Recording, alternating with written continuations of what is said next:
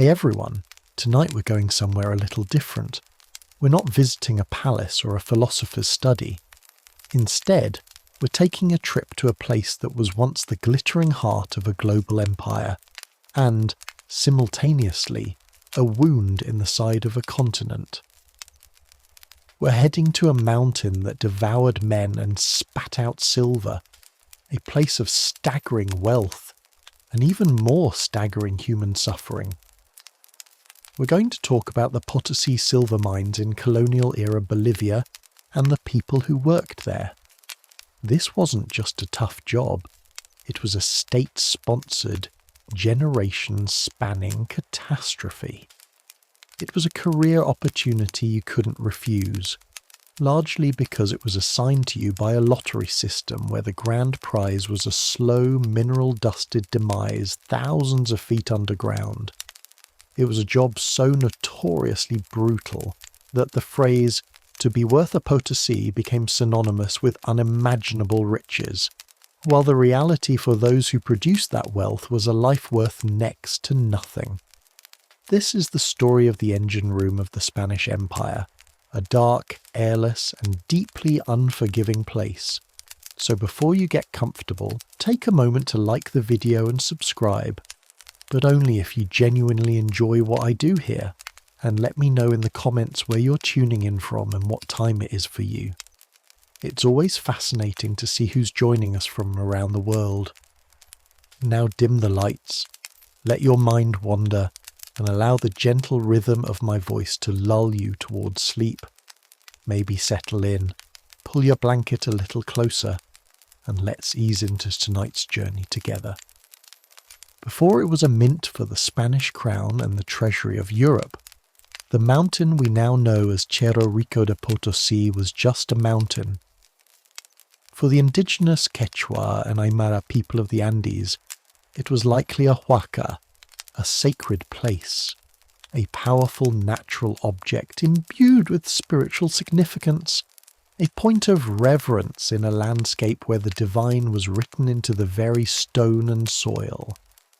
It stood silent and imposing, a reddish-brown cone piercing the sky in the desolate, high-altitude plains of what is now Bolivia. But in 1545, as legend has it, the mountain's fate, and the fate of millions, was irrevocably altered. An Andean man named Diego Hualpa, a local herder, was searching for a lost llama on its steep, wind-swept slopes. As night fell and the freezing temperatures of the Altiplano began to bite, he built a fire to stay warm. The next morning he awoke to see a trickle of pure molten silver flowing from the rock beneath the embers of his fire. He had, entirely by accident, stumbled upon the largest and richest silver deposit the world had ever known. The secret, of course, did not last long. Word travelled quickly to the Spanish conquistadors, who'd already carved up much of the former Inca Empire. Soon, they knew, and the quiet, sacred mountain was about to become the epicenter of a global economic revolution, built on a foundation of unimaginable suffering. Your journey to Potosi, however, would have had nothing to do with luck or discovery. It would have begun with a summons, a cold official decree that shattered the rhythm of your life. Imagine you're an indigenous Andean man living in your ancestral village, or Ailu, in the 17th century. Your world is one of reciprocity and balance, governed by the cycles of planting and harvesting potatoes and quinoa, the worship of mountain spirits, Apus, and the deep, intricate bonds of kinship. Then the Spanish corregidor, the local magistrate, arrives, flanked by armed guards and a priest. He is not here to trade or to negotiate. He is here to enforce the mita. The Spanish, in a cynical stroke of administrative genius, had taken the pre-existing Inca system of rotational public service, a temporary labour tax used to build roads, temples, and state infrastructure for the collective good, and twisted it into an engine of relentless industrial-scale extraction. It was no longer a duty to one's community. It was a death sentence delivered by lottery. A list is read in the village square. Your name is called. There is no appeal, no possibility of refusal. You are now a miteo, one of the 7th part of the male population of your village, designated for a year of forced service in the mines of Potosi. You must leave your family, your fields, which will likely lie fallow in your absence, and the world you know. The journey itself is an ordeal. You walk for weeks, sometimes months, across the harsh, unforgiving terrain of the Altiplano, the high Andean plateau. The air is painfully thin and cold, the sun is brutal, and the landscape is a monotonous expanse of rock and scrub. You are not alone. You are part of a long, sorrowful procession of men, women and children. Families often travelled with the mitayos, unwilling or unable to survive without their husbands and fathers. They carried their own meagre food supplies, their tools, and a profound sense of dread. They were marching toward the mountain the Spanish called Cerro Rico, the rich hill. But the Quechua people knew it by another more accurate name, Orcopotochi, the mountain that bursts forth, and in a darker whisper it was becoming known as the mountain that eats men.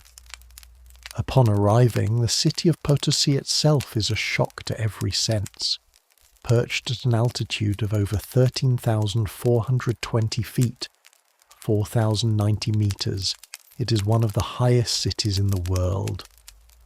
Breathing is a conscious, laboured effort, and the slightest exertion leaves you gasping.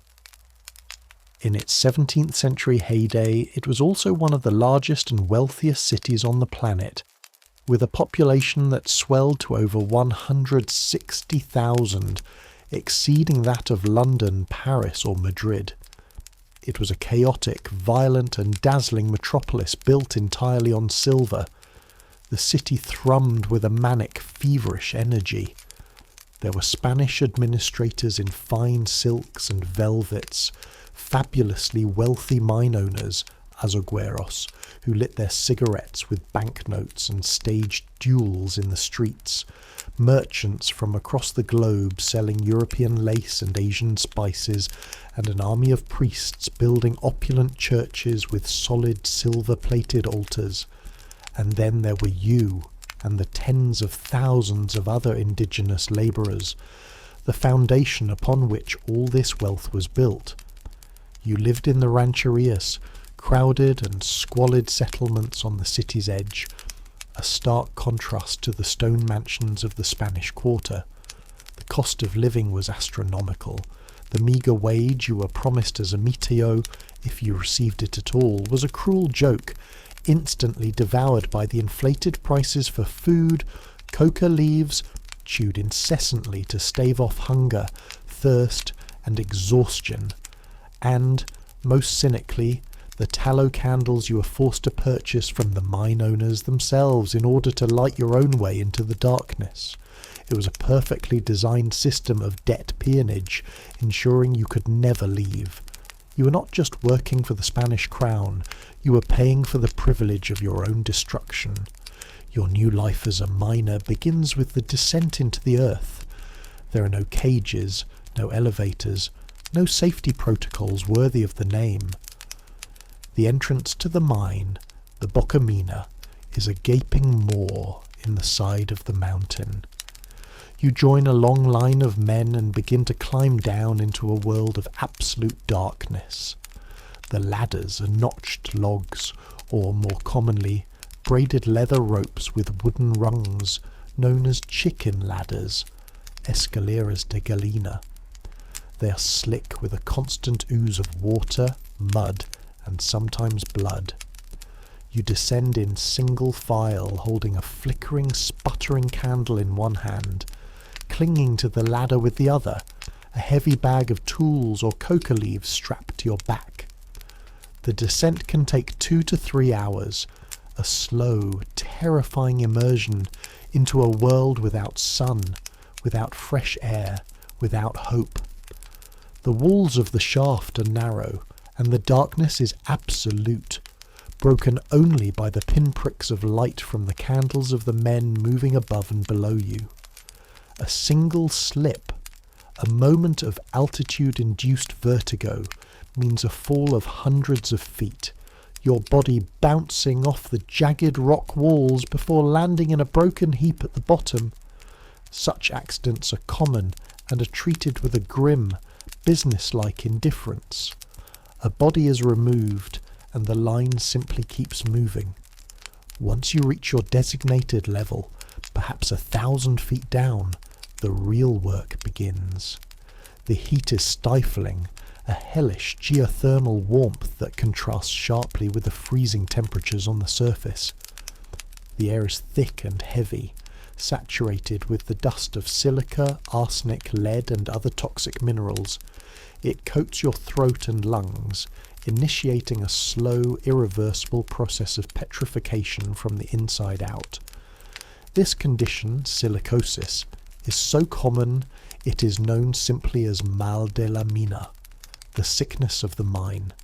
It begins with a persistent dry cough and ends, sometimes years after you've left the mine, with you gasping for air, your lungs hardened and useless, turned to stone. There are different roles in this subterranean hierarchy of suffering. The most skilled and most endangered are the barateros, the men who physically hack at the silver veins with iron pikes, crowbars and hammers. They work in cramped, narrow and unventilated tunnels, often lying on their backs or contorting their bodies into unnatural positions for hours on end. The risk of a tunnel collapse is constant. The mountain, riddled with thousands of tunnels, groans and shifts, and entire crews could be buried alive in an instant without a sound reaching the surface. The barateros are the best paid of the forced labourers, but their life expectancy is the shortest. If you're not a baratero, you're likely an apiri, a carrier. Your job is to haul the ore to the surface. The ore is loaded into large sacks made of llama hide or heavy cloth. You hoist one of these sacks, weighing anywhere from 75 to an agonizing 150 pounds, onto your back, securing it with a strap across your forehead. Then begins the arduous, muscle-shredding climb back to the surface.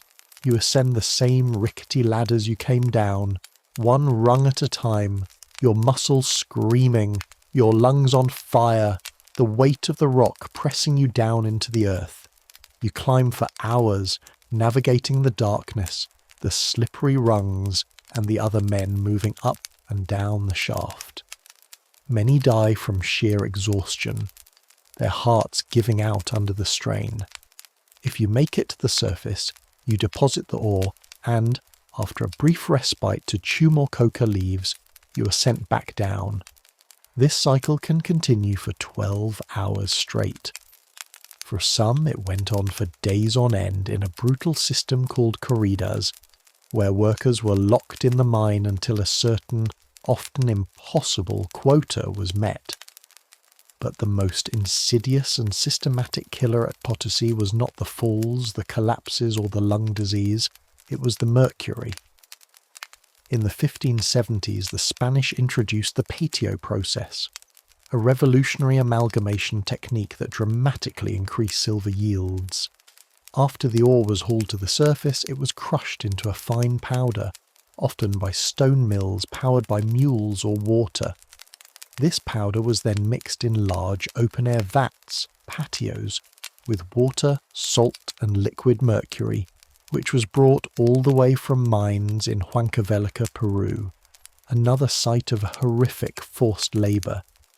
You, as a worker, would be forced to wade barefoot through this toxic metallic slurry for hours, sometimes for days, driving animals through it to ensure it was properly mixed. The mercury would be absorbed directly through the skin on your feet and legs. After the mercury had chemically bonded with the particles of silver, forming an amalgam, this sludge was heated in large ovens called buscones, to burn off the mercury as vapour, leaving behind nearly pure silver. You would work near these ovens, breathing in the poisonous, invisible fumes. The effects of mercury poisoning, known as Zog sickness, were a slow, creeping horror. It was a death that began with uncontrollable tremors in the hands and limbs, a condition grimly called the Dance of the Azogardos.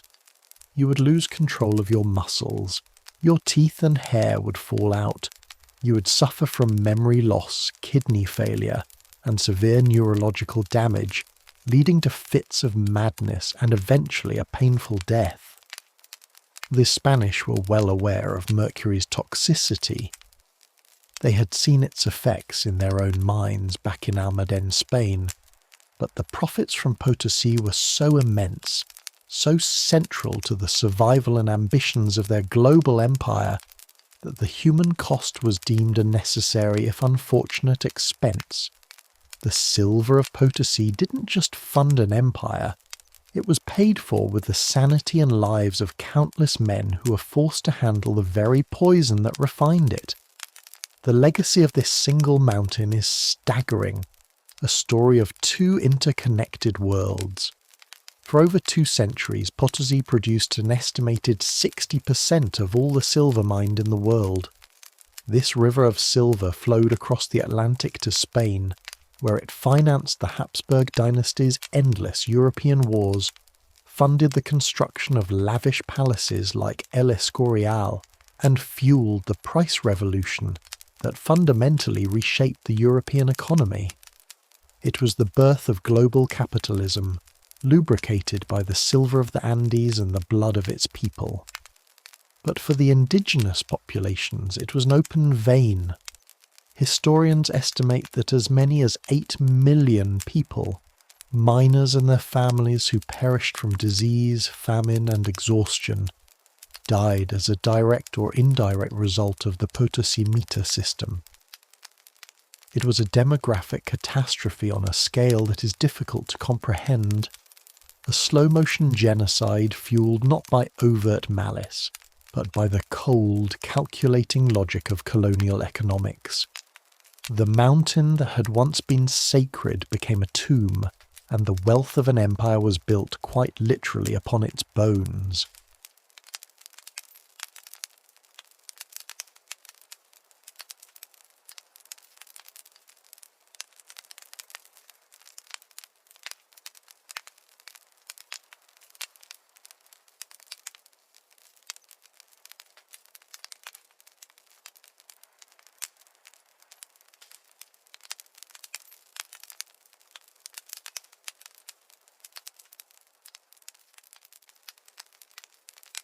Long before the first sunbeams struck the Hall of Mirrors, long before the rustle of silk gowns filled the hallways, and certainly long before the king himself stirred in his golden bed, the true heart of Versailles was already awake and beating.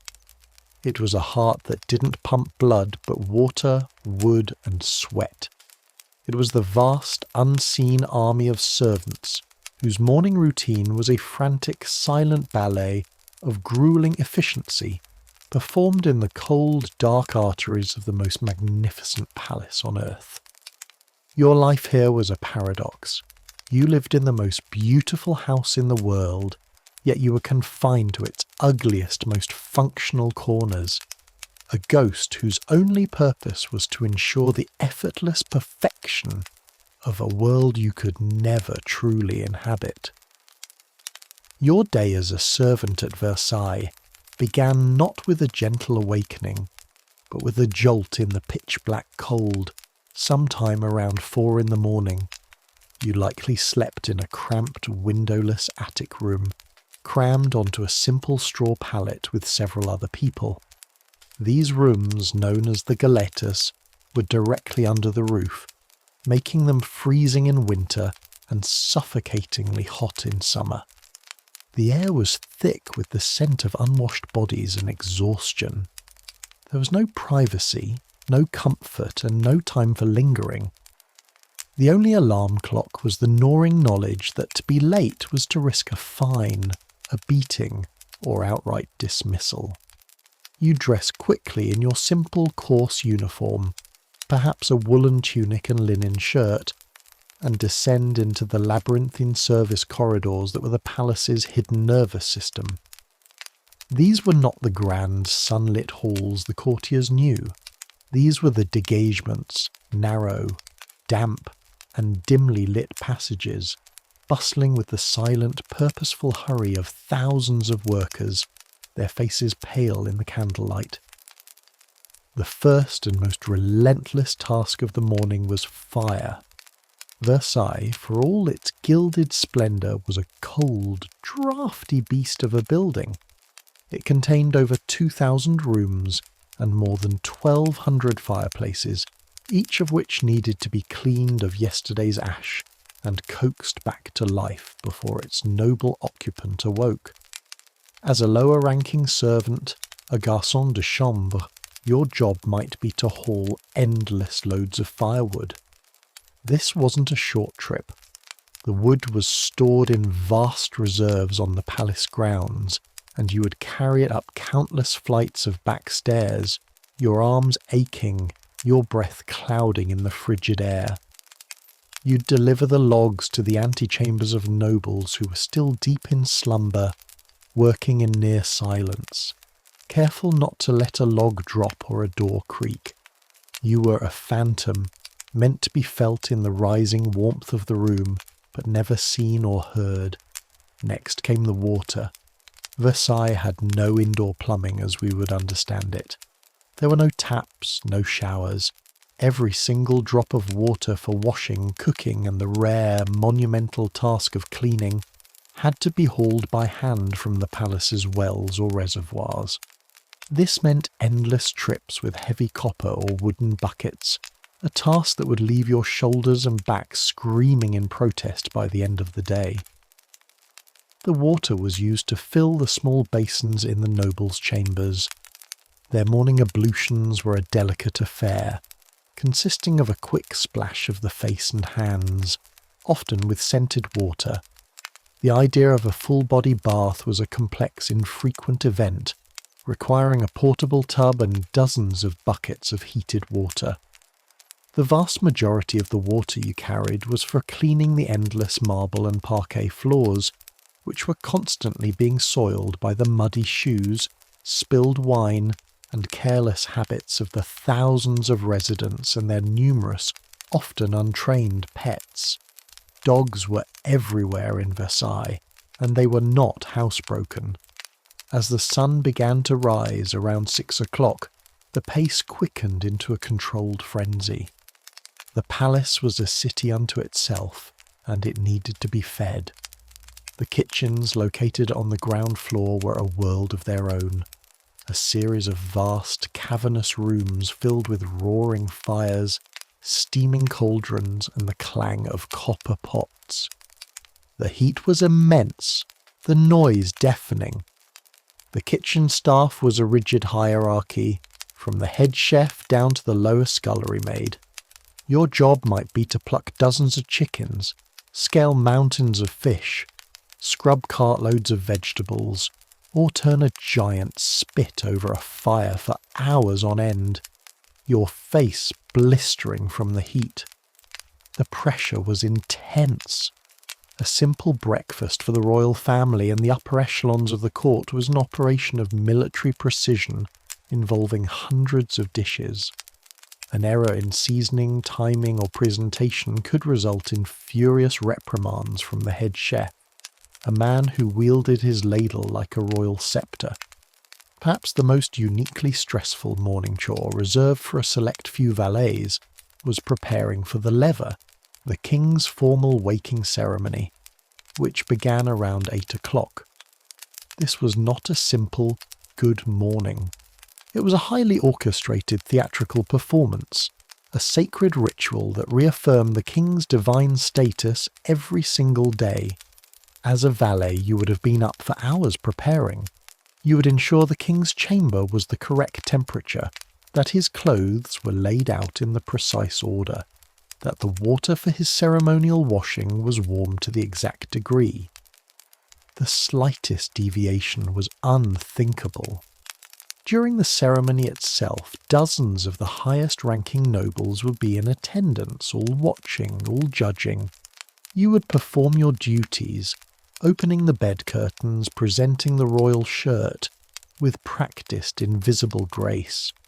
A single mistake, a fumbled item, a moment of clumsiness would not just be an error. It would be an insult to the divine order of the monarchy, and you would bear the full immediate wrath of your superiors. You had to be a perfect silent machine. By the time the courtiers began to stir in their own chambers, yawning in their silk-draped beds and ringing for their morning chocolate, you had already put in a full day's work. You had carried your own weight in wood and water several times over, scrubbed floors that were already being dirted, stoked fires that were already dying down, and contributed your small, invisible part to the grand illusion of effortless majesty. Your morning was a testament to a fundamental truth of Versailles. For every moment of glittering, sun-drenched beauty enjoyed by the nobility, there was an equal and opposite measure of cold, dark and exhausting labour performed by an army of shadows. The Sun King could only rise each morning because thousands of nameless servants had already spent hours chasing away the night.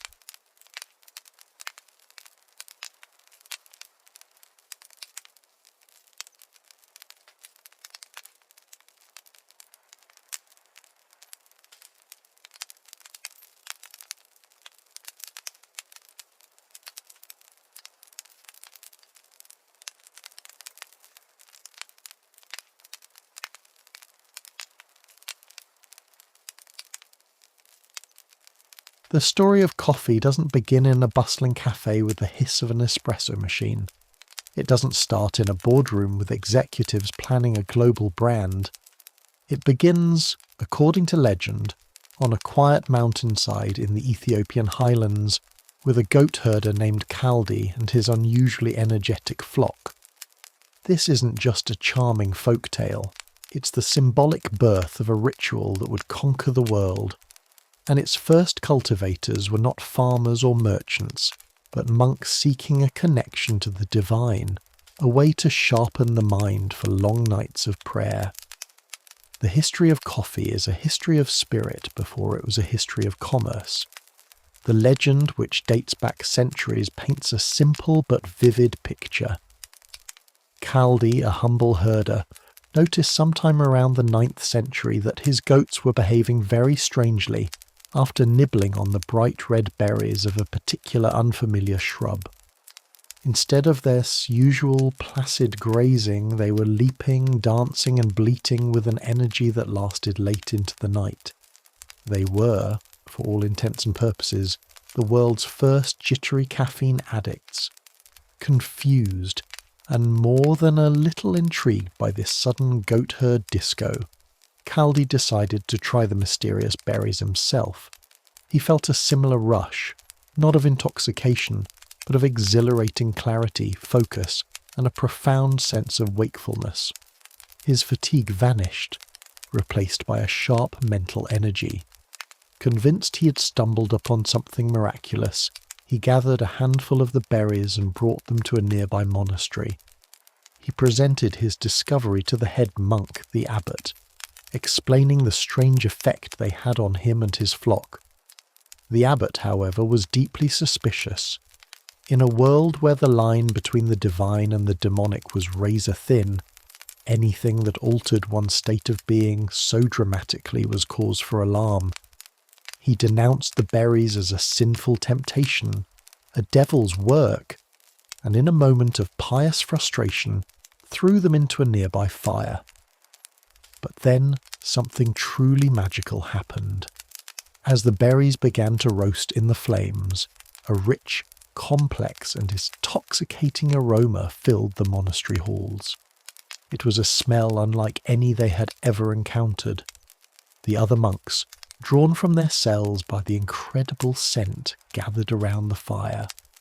Curious now, they raked the blackened, roasted beans from the embers. Seeing that they were too hard to chew, they decided to grind them up and dissolve them in hot water, creating the world's first, albeit accidental, cup of coffee. That night the monks drank the dark, fragrant brew and discovered its true power. They found they could stay awake for their long hours of nocturnal prayer, their minds sharp and focused, their spirits elevated. The devil's fruit was swiftly rebranded as a divine gift. The monks had found their holy fuel, a tool not for sin but for sanctity. While the story of Kaldi and his dancing goats is likely apocryphal, a beautiful piece of folklore, the core of it points to a historical truth. The earliest credible evidence of coffee drinking and cultivation doesn't come from Ethiopia directly, but from the Sufi monasteries of Yemen, just across the Red Sea in the 15th century. These Sufi mystics, who practiced a form of Islamic meditation involving the rhythmic repetition of God's name, known as dhikr, often held their ceremonies late into the night. Sleep was their constant enemy. They discovered that a beverage made from a certain bean, imported from the nearby Ethiopian highlands, helped them fend off drowsiness and maintain the intense concentration required for their spiritual practices. They called it qahwa, an old Arabic term that originally meant wine. For them this was a new kind of wine, a wine of the pious that elevated the spirit without clouding the mind. From these monasteries, coffee culture began to spread. The monks and mystics were its first true cultivators. The Ethiopian highlands, with their rich volcanic soil, high altitudes and temperate climate, were the perfect and only natural environment for the Coffea arabica plant. The monks learned to nurture the plants, to harvest the berries, or cherries as they're properly called, at the peak of their ripeness. This was not industrial agriculture. It was a careful, patient, and almost spiritual practice. The plants were often grown in small shaded gardens, sometimes in the monastery's own grounds, alongside other crops. The entire process was done by hand, from the selective picking of the red cherries to the slow process of drying the beans in the sun. The preparation of the coffee itself became a sacred ritual, especially in its native Ethiopia. This is the origin of the world-renowned Ethiopian coffee ceremony, or buna. It is the polar opposite of grabbing a disposable cup on the way to work. It's a social, meditative and deeply respectful event that can last for hours, designed to foster community and conversation. This ceremony begins with the hostess, often a young woman, spreading fresh grasses as flowers on the floor and lighting incense to purify the air. She then brings out the green, unroasted coffee beans and washes them. The washed beans are then roasted in a small, long-handled pan held over a charcoal stove. This is a key moment of the ceremony. As the beans turn from pale green to golden brown, and finally to a deep, oily black, the hostess wafts the fragrant smoke towards her guests, inviting them to savour the aroma. It's a form of blessing and a shared sensory experience. The freshly roasted beans are then ground by hand with a mortar and pestle, a rhythmic percussive sound that adds to the atmosphere.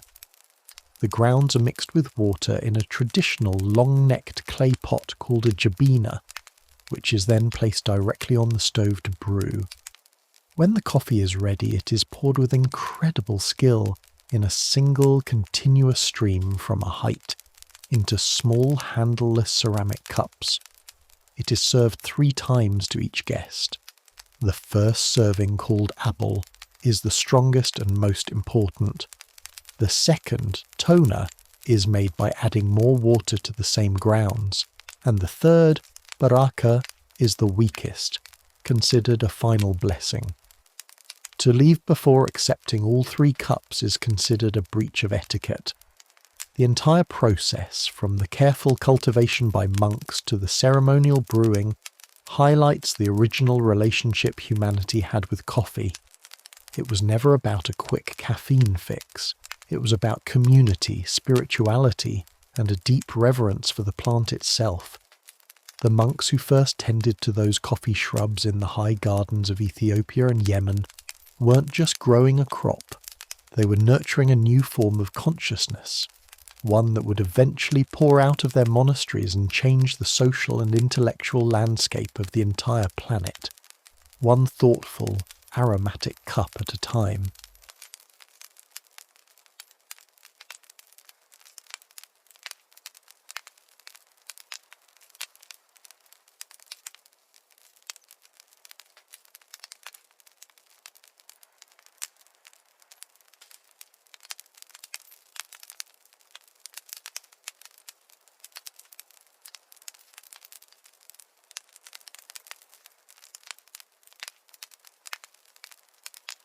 In ancient Babylon, in the lands watered by the Tigris and Euphrates, the path to a respectable career as a scribe, priest or administrator didn't start with an internship or a university application. It started in a place called the Adubba, the tablet house, which was the Sumerian and later Babylonian version of a school. And it was, by all accounts, a profoundly miserable experience. This was not a place of gentle encouragement and creative student-led learning. It was a factory for producing the literate bureaucrats needed to run a complex empire, and the primary tools of instruction were rote memorization, grueling repetition, and the ever-present non-negotiable threat of a good, sound caning for any number of infractions, real or imagined. The life of a Babylonian student, who was almost always the son of a wealthy or noble family, as only they could afford the tuition and the lost labour, began before sunrise.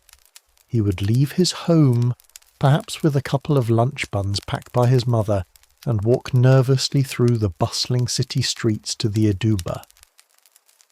To be late was the first of a long list of potential offences, each with its own prescribed corporal punishment.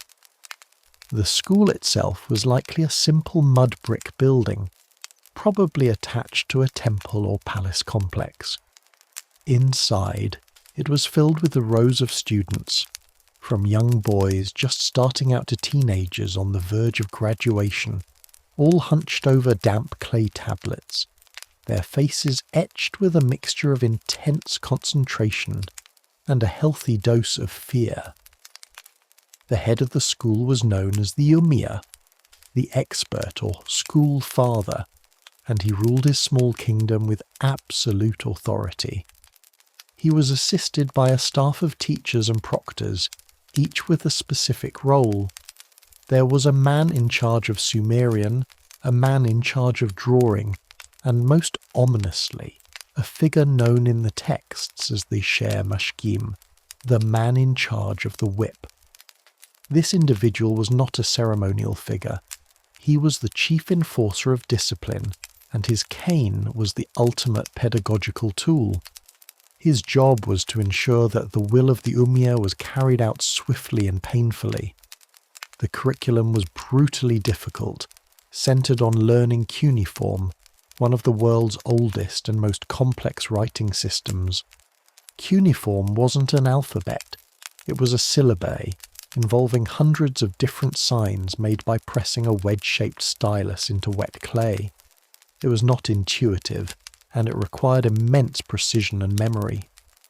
A student's education was a long, arduous journey. He would spend years simply learning to form the basic signs correctly, his hands aching from the repetitive motion. He would copy long lists of words, thematic lists of trees, animals, gods, cities, professions, over and over again until they were burned into his memory. His work was constantly scrutinized. If his tablet was sloppy, if his signs were poorly formed, if he misunderstood a word, or if he was caught daydreaming, The consequences were swift and usually involved the cane. We know about the daily misery of the Adubba in excruciating detail thanks to a number of surviving Sumerian texts. Most famously, a literary composition scholars have dubbed School Days.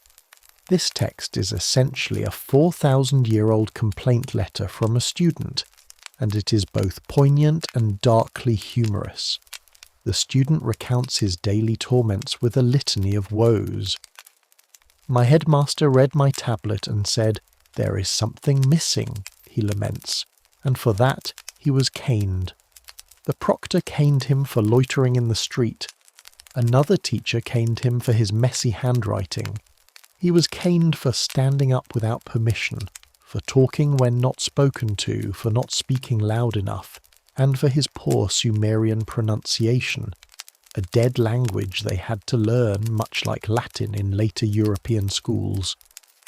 The man in charge of the whip was clearly a very, very busy individual.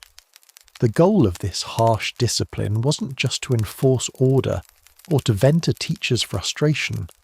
It was to instill a sense of absolute obedience and unwavering respect for authority. These were the qualities deemed essential for a future civil servant in the highly structured, hierarchical society of Mesopotamia. A scribe's work was not to be creative, it was to be perfect. A mistaken illegal document, a tax record, or a royal inscription could have serious consequences. The Adubba was designed to beat any trace of individuality or sloppiness out of its students. Beyond the grueling task of writing, students learned mathematics, which was crucial for the complex accounting required to manage the empire's economy, survey land, and calculate taxes. They also studied literature, memorizing and copying parts of the great works of Mesopotamian culture, like the Epic of Gilgamesh or the Enuma Elish. This wasn't for literary appreciation, it was to master the classical forms of the language and to absorb the cultural values embedded in the stories.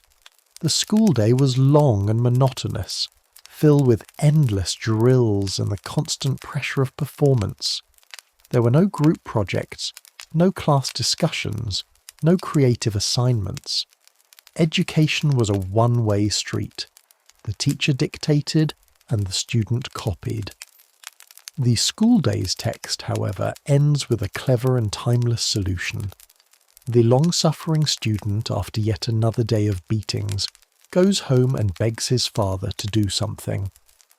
He suggests that his father invite the Umiya over for a fine dinner, anoint him with fragrant oil, dress him in a new garment and present him with a generous gift and a little extra money. The father agrees to the plan. He lavishes the teacher with food, wine, and gifts. Flattered by the attention and the strategic bribe, the headmaster's attitude undergoes a miraculous transformation. He begins to praise the student's work, blesses his future, and declares that he will become a leader among his peers, a true master scribe. It's a humorous and deeply human ending, revealing that even in the rigid and brutal world of the Babylonian Adubba, a little strategic schmoozing could go a very long way.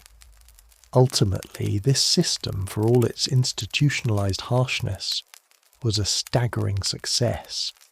It produced generations of scribes who managed the complex machinery of the world's first empires, recorded humanity's first laws, wrote down our first great works of literature, and tracked the movements of the stars with astonishing accuracy. The stick was not just a tool of punishment, it was an instrument that hammered civilization into clay. It forged discipline, precision, and a deep, if fearful, respect for the power of the written word. It was a painful, traumatic education, but it was an education that built and then preserved a world.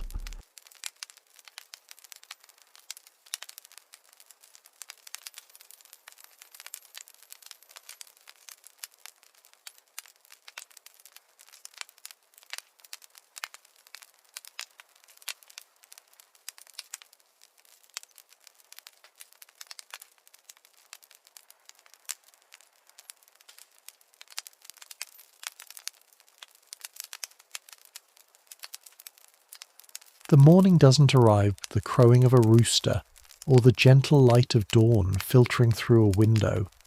It arrives with the distant, mournful clang of a single church bell, a sound that has become the city's heartbeat, counting not the hours, but the dead.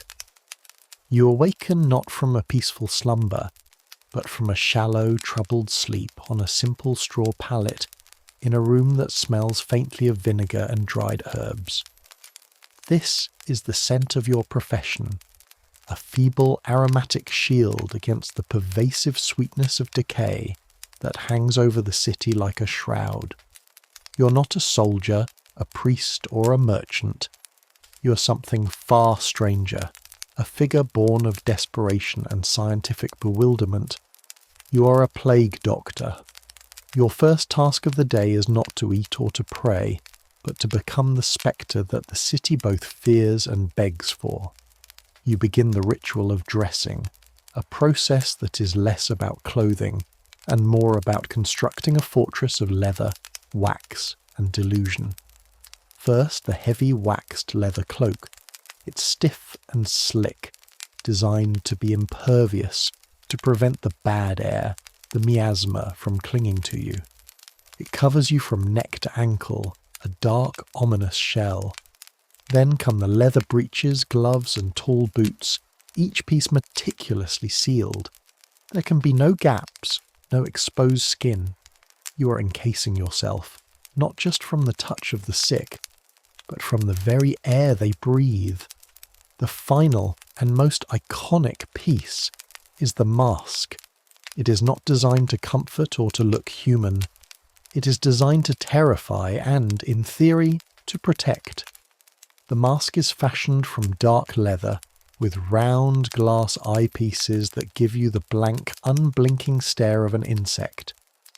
But its defining feature is the long, bird-like beak, a grotesque protrusion that extends 6 inches from your face. This beak is not for show. It is your personal portable air filtration system. You carefully stuff its hollow interior with a pungent concoction of herbs and spices, mint, cloves, camphor, lavender, and myrrh, all held in place with a bit of straw or wool. The theory, as proposed by the leading medical minds of your time, is that the plague is spread by poisonous vapours, or miasma, which arise from swamps, corpses, and general filth. A sweet or pungent smell, it is believed, can counteract and purify this deadly air. Every breath you take is filtered through this fragrant bouquet. You breathe in the scent of a potpourri garden, while you walk through the landscape of the apocalypse. To complete the ensemble, you don a wide-brimmed black hat, a symbol of your medical profession, and take up your long wooden staff. The staff is your most versatile tool. You use it to keep your distance from patients, to examine them without touching, to push aside the desperate, and sometimes to fend off grieving, angry relatives who mistake you for an angel of death rather than a healer. Dressed, you're no longer a man. You're an icon, a walking hieroglyph of dread and hope. You step outside into the eerie silence of the morning streets. A city in the grip of the Black Death is a place of profound and unsettling quiet. The usual sounds of urban life, the chatter of the marketplace, the hammering of artisans, the laughter of children, are gone. They have been replaced by the tolling of the bell, the rumble of the death cart making its rounds, and the faint, muffled sound of weeping from behind shuttered windows. Red or white crosses are painted on the doors of the afflicted, stark warnings to stay away. The air is thick with the smoke of bonfires, as people burn juniper and rosemary in the streets, another desperate attempt to cleanse the air. But nothing can truly mask the underlying smell. You walk through these empty streets, your staff tapping a lonely rhythm on the cobblestones. People see your silhouette and retreat into doorways, whispering prayers or curses. They are terrified of you, but they are also the ones who summoned you. Your position as a plague doctor is a strange one. You're not typically a city's most esteemed physician. The wealthy and experienced doctors often fled at the first sign of an outbreak, retreating to their country estates. Plague doctors were often second-rate physicians, young doctors trying to make a name for themselves, or, in many cases, individuals with no medical training at all, hired by the city council out of sheer desperation. They were offered a handsome salary, a hazardous duty bonus, and sometimes the promise of citizenship. Your contract with the city is precise. You're to treat the sick, regardless of their station. You're to record the number of dead. And crucially, you are often forbidden from interacting with the healthy population, forced to live in a state of semi-quarantine yourself. You're a necessary pariah. Your first house call is to a weaver's home. A family member meets you at the door, their face a mask of terror and exhaustion. They lead you to a small dark room where the patient lies on a sweat-soaked bed. You do not touch them. You stand at a distance, using your staff to lift the bedclothes. You're looking for the telltale signs, the buboes, the swollen, painful lymph nodes in the groin, armpits, or neck that give the bubonic plague its name. They are dark, purplish, and sometimes as large as an apple. The patient is burning with fever, delirious, their body racked with pain. The family looks to you with desperate eyes, searching for a cure, a miracle. You have neither. Your medical knowledge is based on the theory of the four humours, the belief that health depends on a balance of blood, phlegm, black bile, and yellow bile. The plague, it is thought, is a result of a severe imbalance, a corruption of these humours. Your treatments are designed to restore this balance, but they are, by modern standards, useless at best and actively harmful at worst. You might recommend bloodletting, opening a vein to drain the bad blood. You use a lancet, a small sharp knife, making a quick incision. The blood that flows is dark and thick. This does nothing to fight the bacterial infection, of course. It only weakens an already failing body. Another common treatment is to lance the buboes. The theory is that this will release the poison trapped within the swelling. You take your knife and make an incision. A foul-smelling pus erupts. You then apply a poultice, a warm, moist dressing. The ingredients for this poultice are drawn from the strange and wonderful world of medieval pharmacology. It might be a mixture of onion, fig, and butter. Or perhaps something more exotic, like a paste made of dried frog or pigeon entrails. These are not random choices. They are based on complex theories of sympathy and alchemy, the belief that certain substances could draw out the poison. The patient screams in agony during the procedure. You remain impassive, your face hidden behind your inscrutable mask. You're not here to provide comfort. You're here to apply a science, however flawed it may be. You leave the weaver's house, leaving behind a few instructions and a bill for your services which the city will pay. You know, with a grim certainty, that the patient will likely not survive the day. You move on to the next house, and the next. The scenes repeat themselves with harrowing similarity. The fear, the fever, the buboes, the desperate hope in the eyes of the living. You are a witness to the slow, methodical dismantling of a community. You keep a ledger, noting each new case, each death. Your notes are not for scientific study in the future. They are for the city council, to track the plague's progress, to know how many more graves to dig. By midday, the death cart, the courtyard, makes its rounds. 2 men, their faces wrapped in cloth, call out, "Bring out your dead!" Bodies are brought out from the houses wrapped in simple shrouds and loaded onto the cart like firewood. Sometimes entire families are carried out together. You might be asked to officially pronounce a death, another part of your contractual duties. You use your staff to confirm the absence of breath, your gloved hand to check for the coldness of the skin. It is a mechanical, detached process. You have to be detached. To feel the weight of every death would be to go mad. Your day is a litany of such encounters. You move through a world of ghosts, both the dying and the soon-to-be dead. You might perform an autopsy, another task uniquely permitted to plague doctors. The church forbids the desecration of the Christian body, but the city, desperate for answers, allows you to open the dead to search for the cause of the disease. Your anatomical knowledge is rudimentary, but these grim explorations give you a morbid expertise that no university-trained physician possesses.